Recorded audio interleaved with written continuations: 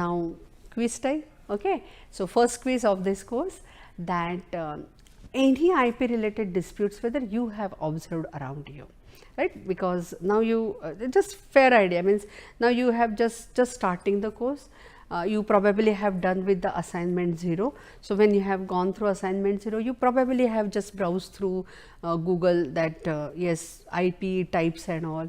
So, probably you might have heard about somebody is talking about something about intellectual property, something about patent, trademark, copyright, especially these 3 probably you might have heard about it, right, or you might have watched any news related to that, right.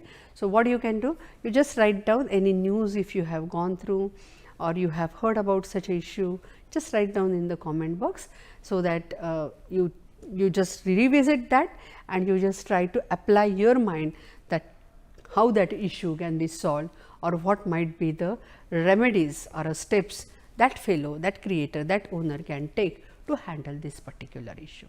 Okay. So, this is all.